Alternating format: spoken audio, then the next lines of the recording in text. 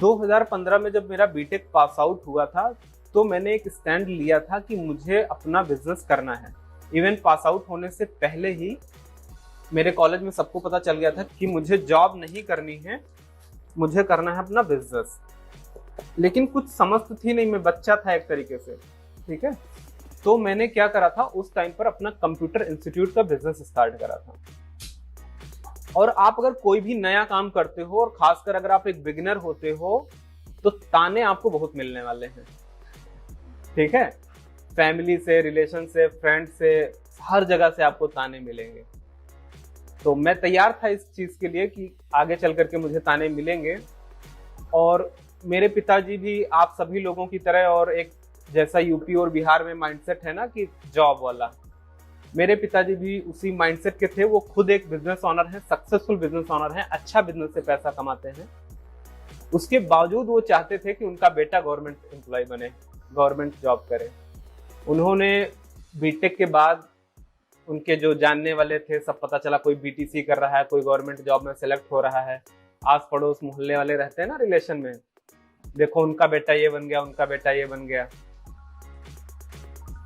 तो मेरे पास भी ऐसे ताने आते होंगे, और ये सबके पास होता होगा, मुझे लगता है सबके साथ ऐसा होता होगा।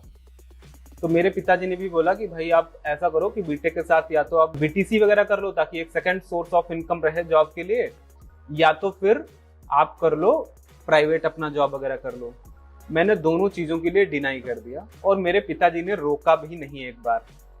और इस 2015 के 3 साल पहले मेरे पिताजी हर बात में मुझे रोकते थे। इवन 2011-12 तक जो काम मैंने किए हैं वो शायद मैंने अपने पिताजी की इच्छा से किए हैं, अपनी इच्छा से नहीं किए हैं। मेरा एनडीए में सिलेक्शन हुआ था, बट एनडीए में उनको किसी ने बता दिया, तो उन्होंने वहां पे भी नहीं जाने दिया मुझे। उसके बाद में मेरे को आईआईटी की कोचिंग कराई गई कि आप आईआईटी की कोचिंग करो। मैं इंटरमीडिएट तक तो बिल्कुल गुंडागर्दी और आवारागर्दी वाला बच्चा था। पढ़ाई लिखाई से कोई दूर दूर तक ज्यादा लेना देना था नहीं।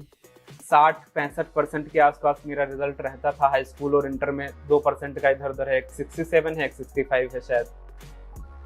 तो एकदम पढ़ाई में मन नहीं लगता था, और ऊपर से हिंदी मीडियम यूपी बोर्ड, एकदम से आ गया मैं। ट्राइवैक कोचिंग यहाँ थी, काफी अच्छी कोचिंग थी, ज्वाइन किया। और ज्वाइन करने के बाद रिजल्ट आया, नॉट सेलेक्टेड, किसी में भी नहीं हुआ। आईआईटी तो छोड़ो, यूपीटीयू और कहीं दूर दूर तक कोई नामो निशान भी नहीं था।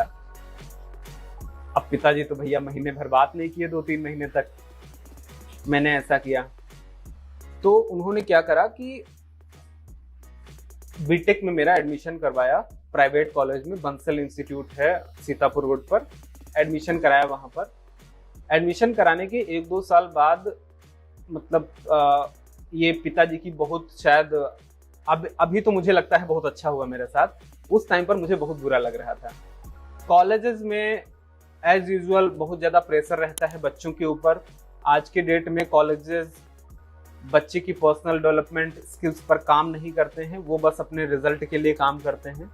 एज वी ऑल नो, वो सिर्फ अपने रिजल्ट की देखते हैं। बच्चे से कोई फर्क नहीं पड़ता है उनके ऊपर, बच्चा क्या कर रहा है, कैसे कर रहा है। उनको बच्चे की प्रेजेंट चाहिए 9 बजे से 6 बजे तक, और उनको वो डेली थियरी वाली क्लास और बोरिंग क्लास वही सब चाहिए। यही सब जगह चलता है। बहुत कम रेयरेस्ट कॉलेजेस हैं अच्छे, और जो शायद बहुत ज़्यादा पैसा दे करके ही आप उन कॉलेजेस में जा सकते हैं। तो ये चल रहा था। और उसके बाद में 1-2 साल तो गुजरा। फर्स्ट ईयर तो काफ़ी अच्छा गया। सेकेंड ईयर में जब पढ़ाई मुझे बोरिंग लगने लगी बहुत ज़्यादा, तो मैंने क्या करा, अपने रूम पर इंटरनेट लगवा लिया और मैं घर पर अपना प्रैक्टिस करना शुरू कर दिया। मैं वैसे तो बैक बेंचर था, लेकिन क्लास में मुझे लगता है कि 2-3 ऐसे बच्चे थे जो आउट ऑफ द वे थे, जो कुछ यूनिक सोचते थे, जिनके पास अलग आइडियाज थे, और जो कुछ अलग कर भी रहे थे। आज शायद वो लोग आगे भी हैं। उनमें से मैं भी एक था, बैक बेंचर। और हम लोग अपने में खोए रहते थे, मतलब अपनी पढ़ाई, क्लास से ज़्यादा कोई लेना देना नहीं, ऐसे चल रहा था। तो मैं कॉलेज भी नहीं जाता था। तो कॉलेज में क्या होता है ना कि आज की डेट में कॉलेज क्या हो, तो स्कूल बन गए ना 5th 6th वाले। पिताजी को फोन जाने लगा दूसरे दिन तीसरे दिन कि आपका बच्चा क्लास नहीं आता है। अब पिताजी उधर से प्रेशर बनाया, मैंने बोला मेरे को क्लास तो जाना नहीं है, वहाँ तो कोई मतलब नहीं बैठने का, टाइम खराब करना है, उससे ज़्यादा तो मैं घर पे स्टडी करता हूँ। और मैं बहुत बहुत कुछ नया सीख रहा था, बहुत कुछ नया सीख रहा था। मेरा एक फ्रेंड है आकाश माथुर, मैं बिल्कुल एकदम गांव से आया था ना, 2011 की मैं बात बता रहा हूँ, 11-12 की। उस टाइम पर डिजिटल आपको पता है ना क्या था, कुछ नहीं था, जीरो था एकदम। तो उस टाइम की मैं बात बता रहा हूँ, और उस टाइम पर आज जो लोग सीख रहे हैं मैं उस टाइम पर सीख रहा था खुद से, और वो जो मेरा फ्रेंड था वो मुझे बताता था। तो ऐसे मजाक में उसने मतलब वो मेरे को बहुत सारे आइडियाज देता था, वो बस नाम लेता था ना, और मेरे अंदर ये क्वालिटी थी कि वो नाम लेता था कि ये ऐसा होता है, मैं उसको इंटरनेट से खंगाल के और करके फाइनल जाता था, उससे बताता था कि हाँ यार ये मैंने कर लिया। ऐसी बहुत सारी चीजें थी उस टाइम पर। नए नए बच्चों में ना जब लैपटॉप वगैरह पकड़ते हैं, आज तो मुझे नहीं पता है, बट उस टाइम पर क्या था ना कि हैकिंग वगैरह का बड़ा क्रेज था, हैकिंग का, अकाउंट हैक करना और ये करना वो करना, तो उसमें मेरा बड़ा मजा आती थी और मैं बहुत करता भी था। फिर मैं सर्टिफाइड एथिकल हैकर भी हूँ अंकित फाडिया के द्वारा। तो अंकित फाडिया उस टाइम पर ट्रेनर थे, तो उनसे मैंने सीखी और बहुत अच्छा मैं उसमें अपना एक्टिविटीज़ करी। फिर कॉलेज में लास्ट में एक वर्कशॉप हुआ था, तो एनोनिमस हैकिंग के ऊपर मैंने कुछ मतलब एक वर्कशॉप भी करी थी अपने कॉलेज में। तो उसमें कई सारे टीचर से मेरी बहस भी हो गए थे, है ना, बहस इन द सेंस कि ऐसी चीज़ें मैं जो बात कर रहा था उनको उसके बारे में पता भी नहीं था उस टाइम पर। तो उनको लगा यार ये है क्या, है ना, तो ऐसा कुछ हुआ। तो 2012 की मैं थोड़ी सी बात बताता हूँ आपको। 2012 में ये प्रेशर मेरे ऊपर मेंटल, फैमिली में सबके ऊपर होता है, सभी लोग इस दौर से शायद गुजरते होंगे, मेरे पास भी था। पिताजी थोड़ा सा करते थे यार तुम अपना कुछ करो, मैंने बोला पापा बाइक लेना है ना, तो ताने मारने लगे कि तुम अपना करो, और सही भी है ताना मारना, भाई गलत क्या है, तुम अपना करो, अपना कमाओ, है ना, अब जॉब करो, कुछ करो, उस टाइम पर बोले। तो मेरे को लगा ना यार कि अब सब कुछ है ना पैसा ही है, उस टाइम पर मेरे दिमाग में घुस गया और मैं फाइनली अपने एक फ्रेंड के साथ में घर छोड़कर भाग गया। उस टाइम पर मेरे पॉकेट में केवल 2000 रुपए थे और घर छोड़कर मैं भाग गया। करीब हफ्ते 10 दिन तक हम लोग बाहर रहे और 2000 रुपए में भूखे प्यासे इधर उधर दिल्ली, मुंबई, पंजाब, न जाने कहाँ कहाँ घूमते रहे भूखे पेट। और ऐसे करके ये सिलसिला 5-7 दिन चलता रहा। हम लोग काम ढूंढते कि यार कोई काम मिले, पहले स्टार्ट करें, है ना, किसी स्कूल में पढ़ाना, ट्यूशन देना, कोचिंग देना, कुछ स्टार्ट करें। तो काम ढूंढ ही रहे थे। इन बिटवीन मेरे दोस्त ने मुझे फंसा दिया, वो अपनी माता जी से बात करने लगा और इमोशनल हो गया और हम दोनों लोग फाइनली घर आ गए, है ना। तो जब घर आए तो इस बीच हुआ क्या कि मेरे पिताजी ने ये बात किसी को पता नहीं चली, ना मेरे फैमिली में ना मेरे रिलेशन में, किसी को नहीं पता चली। ये बात सिर्फ मेरी सिस्टर मेरे साथ में रहती थी उसको पता थी, मेरे मम्मी और पापा 3 लोगों को पता थी, और किसी को नहीं पता थी कि मैं घर से भगा हुआ हूँ। हुआ ये कि 3-4 दिन पिताजी काफी ज्यादा परेशान रहे। आप समझ सकते हो कितनी दिक्कत होती होगी या होगी। आज मैं भी एक पिता हूं तो मुझे पता है क्या होता है। तो उस टाइम पर बहुत उनको दुख हुआ, 3-4 दिन वो सोए नहीं, और उसकी वजह में मेरा एक बहुत बड़ा फायदा और एक बहुत बड़ा नुकसान हुआ। नुकसान ये हुआ कि कुछ टाइम बाद मेरे पिताजी को पैरालिसिस अटैक आ गया, क्योंकि वो बहुत ज्यादा टेंशन में थे और बहुत ज्यादा फ्रस्ट्रेट थे। तो उनका रात में सोए और उनका चेहरा टेढ़ा हो गया। ये मेरी वजह से उनको हुआ। मैं ही जिम्मेदार हूं इसका, और मैं उसकी भरपाई कभी नहीं कर पाऊंगा, ठीक है, जीते जी तो नहीं कर पाऊंगा इस जन्म में भी नहीं कर पाऊंगा। तो ये होने के बाद फिर उन्होंने एक अच्छा काम ये किया कि मेरे पर प्रेशर बनाना छोड़ दिया और मैं फ्री हो गया। मैं बहुत खुश हुआ कि आज के बाद पिताजी डर गए कि ये बच्चा कुछ भी कर सकता है, और उन्होंने मेरे ऊपर बिल्कुल प्रेशर बनाना छोड़ दिया कि मैं अब कुछ भी करूं, मैं कुछ भी करूं। कुछ भी नहीं कहते थे मुझे, कुछ भी, आज तक नहीं कहते हैं वो कुछ भी। वो इस बात से डरे हुए हैं, ठीक है, जबकि मैं उनकी हर बात को चाह के भी घोंट जाता हूं और उनकी बात से अग्री कर जाता हूं। इवन शादी के लिए भी मेरी भी गर्लफ्रेंड थी, बट मैंने उनसे बोला भी नहीं शादी के लिए, और उन्होंने जो बोला वो मैंने कर लिया, क्योंकि मुझे लगा मैं इस गलती का पछतावा कैसे करूंगा। उसके लिए मैंने सब कुछ निछोड़ करने की कोशिश करी। अभी मेरे पिताजी एकदम ठीक हैं, मतलब वो सारी प्रॉब्लम क्योर हो गई और अब एकदम फिट हैं, कोई दिक्कत नहीं है, ये ऊपर वाले की मेहरबानी है। ठीक है, तो अच्छा ये हुआ कि जब मेरा बीटेक फाइनल हुआ तो मैंने बोला पिताजी मुझे जॉब नहीं करनी है। उन्होंने एक दो बार बोला कि भाई बीटीसी वगैरह कर लो, थोड़ा एक रहेगा, लेकिन कभी प्रेशर नहीं दिया किसी बात को लेकर के। तो जब मैंने ये सब नहीं बोला, मैंने कहा भैया मुझे तो ना अपना बिजनेस ही करना है, तो मेरे पास पैसे भी नहीं थे, तो मैंने थोड़ा बहुत भाई से थोड़ा बहुत अपना 15-20 हज़ार रुपये में मैंने अपना सेटअप शुरू करा था, दोस्तों से लैपटॉप लेकर के। मैंने कहा कुछ तो करना है भाई अपना। तो कंप्यूटर इंस्टीट्यूट शुरू करा। जब शुरू करा तो कंप्यूटर इंस्टीट्यूट शुरू करने में अब भाई बिजनेस है, जानकारी भी नहीं, कुछ भी मैंने शुरू कर दिया तो डेफिनेटली 99% में तो लॉस में ही जाता। मैंने शुरू करा, किसी तरह से उल्टा सीधा चल रहा था, बहुत ज्यादा प्रॉफिटेबल भी नहीं था, लेकिन ठीक ठाक हो रहा था। लेकिन टाइम के हिसाब से उसकी डिमांड तो कम हो रही थी ना। उसमें क्या होता है कंप्यूटर इंस्टीट्यूट में, आपको नहीं पता हो तो मैं बता दूं, कोर्सेस होते हैं ना, जैसे CCC है, ओ लेवल है, बेसिक कंप्यूटर का है ना, BCC, ऐसे छोटे छोटे कोर्स होते हैं। अब इन कोर्स की फीस जो होती है ना 3,000 रुपए, ओ लेवल की 10 से 14,000 रुपए, इसके आपको बच्चे ही जल्दी नहीं मिलेंगे। BCC वगैरह की पता चला हम लोग ढूंढते थे कि यार किसी तरीके से ना बच्चे मिल जाए, बस 3-3 हजार रुपए में साल साल पढ़ाते थे। कंप्यूटर सिस्टम, इंफ्रास्ट्रक्चर, किराया सब अपना लगाना है, प्रॉफिट क्या बचेगा? जिनके पास इंस्टीट्यूट है, जिन्होंने चलाया है, उनको अच्छे से पता होगा। किसी तरीके से हम चला रहे थे, क्योंकि मेरा जो पढ़ाने का तरीका था वो एक यूनिक था, तो मेरे पास बच्चे आते थे। मैं बहुत ही प्रैक्टिकल तरीके से लोगों को समझाता था, तो बहुत आसानी से समझ आता था और वो एक्सपर्ट बन जाते थे। और यही रीजन है कि मेरे पास बच्चे आते थे और चलता था बिजनेस। जो पैसा आता था उसी में मैं इन्वेस्ट भी कर देता था, कंप्यूटर लेने में, इंफ्रा बनाने में। तो मैंने मतलब 10-12 लाख का पूरा सेटअप उस टाइम पर तैयार कर लिया था। और फाइनली जब ये बहुत ज्यादा लॉस में जाने लगा तो मुझे समस्या हुई कि यार अब कुछ तो अलग करना है। साथ ही साथ मैं बहुत सारे कोर्सेस, आपने देखा होगा डॉक्टर विवेक बिंद्रा के सर के साथ 2015-16 के आसपास ही इनका लीडरशिप फनल प्रोग्राम चलता था उस टाइम पर। बैच 1 मैं किया था, शायद बैच 4th बैच इनका किया था। तो मैंने ट्रेनिंग वगैरह बहुत ली, बहुत सारे जगह से मैं सीखता रहता था, यूट्यूब से सीखता रहता था, ये सब चलता रहता था। हुआ क्या कि 2018-19 के आसपास मैंने एक थोड़ा सा ये सोचा कि यार हम लोग अब डिजिटल मार्केटिंग में आते हैं, उसका फ्यूचर मुझे दिख रहा था। तो डिजिटल मार्केटिंग में पहला मैंने जो स्टैंड लिया वो क्या लिया कि मैंने अपने इंस्टीट्यूट के लिए एक सॉफ्टवेयर ढूंढ रहा था, मैं इंस्टीट्यूट मैनेज करने के लिए।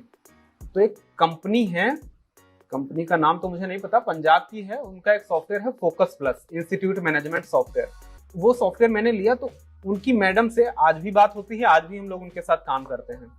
तो उनकी हमारे साथ एक डील हुई कि मैम हम आपका सॉफ्टवेयर बिकवाएंगे और आप मेरे को ना थोड़ा कमीशन वगैरह दीजिए। ये सॉफ्टवेयर कितने का पड़ेगा? तो उन्होंने बोला कि ये सॉफ्टवेयर आपको पड़ेगा, इनिशियली हम आपको करते हैं उस टाइम पर 2,000 रुपये, 2,000-3,000 रुपये में हम आपको दे देंगे और आप इसको 10,000-15,000 अपने रेट पर जैसे बेचो। मैंने कहा तो बहुत बढ़िया है। ये सैस बिजनेस की स्टार्टिंग मेरी यहाँ से हुई। तो जब बिजनेस मेरा लॉस हो रहा था ना, तो अगेन फैमिली का प्रेशर कि यार तुमको मैंने बोला था कि ये चलेगा नहीं, ये होगा नहीं, वो सब ताने तो चल ही रहे थे। बड़ा दबाव में था मैं, बट जुनूनी बहुत था, जिद्दी बहुत था। तो मैंने अपने ऑफिस में ही एक रूम बनाया था, उसी रूम में मैं रहता था। मेरा मतलब रूम यहाँ टेढ़ी पुलिया पर था, बट मैं यहाँ नहीं आता था, मोस्टली मैं वहीं रुक जाता था। वहीं उसी रूम में रहना, वो सारी व्यवस्था, वही किचन भी ऑफिस में ही बना रखा था मैंने, वही खाना बनाता था, वही खाता था, सब वहीं पे।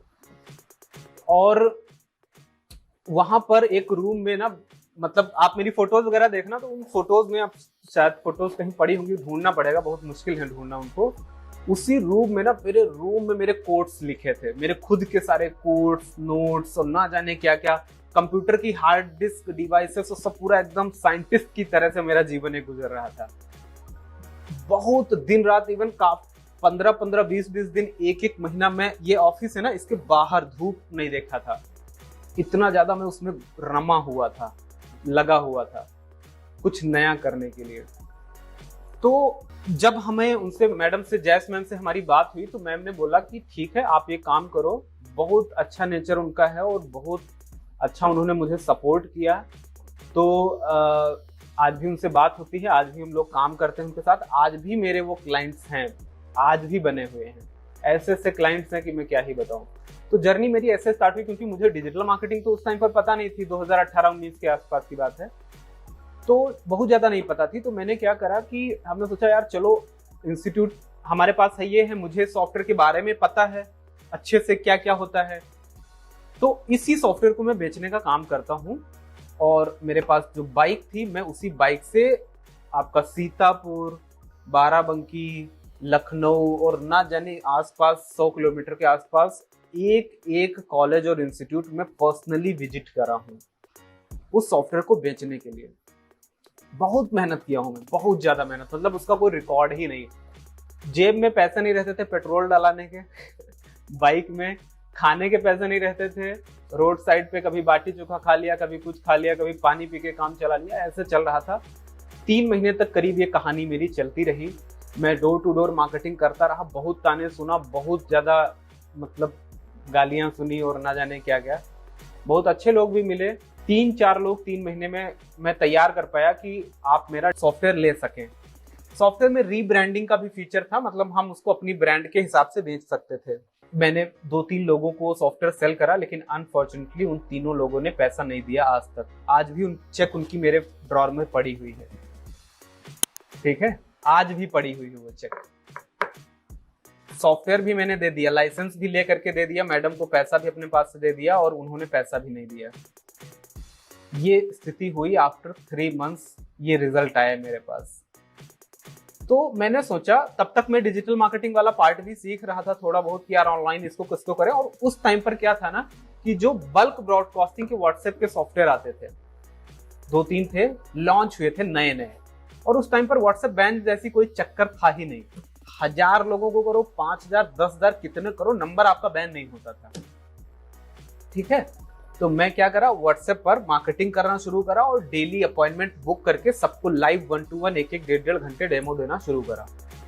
और 1 महीने में मेरे आई थिंक 4 से 5 सॉफ्टवेयर बिक गए थे। आप समझ रहे हो, फर्स्ट मंथ 4 से 5 सॉफ्टवेयर का मतलब मेरी अर्निंग पहुंच गई सीधे 20 से 30,000 रुपए ऑलमोस्ट पहुंच गई प्रॉफिट में। मुझे लगा यार ये तो भविष्य है मेरा, ये तो काम कर गया। फिर मैं डिजिटल मार्केटिंग, फेसबुक ऐड वगैरह धीरे धीरे सीखना शुरू किया और सब कुछ अपने आप से किया। उस टाइम पर उमर तशकीर सर, आप लोग जानते होंगे उनको, डिजिटल मार्केटिंग सिखाते हैं, उनकी भी वीडियोस में देखता था, उनसे काफी कुछ सीख रहा था। उसके बाद मैंने बहुत सारे लोगों से आज तक सीखा और यहाँ से मेरी जर्नी स्टार्ट हुई। मुझे कॉन्फिडेंस आने लगा, मैं चीजें करने लगा, फिर धीरे धीरे बड़े क्लाइंट तक हम लोग पहुंचने लगे। ये सॉफ्टवेयर वाला तो मतलब न्यू ईयर पार्टी चल रही है हमारे ऑफिस में, और इधर मैं सॉफ्टवेयर बेचने में लगा पड़ा हूँ। लाइव डेमो, ट्रेनिंग, ऑफर्स इतना बिकता था कि पूछो मत, मतलब एकदम चल गया कि भाई चल गया, वो वाली चीज स्टार्ट हो गई। और इसमें हेल्प किसने करी मुझे? डिजिटल ने करी।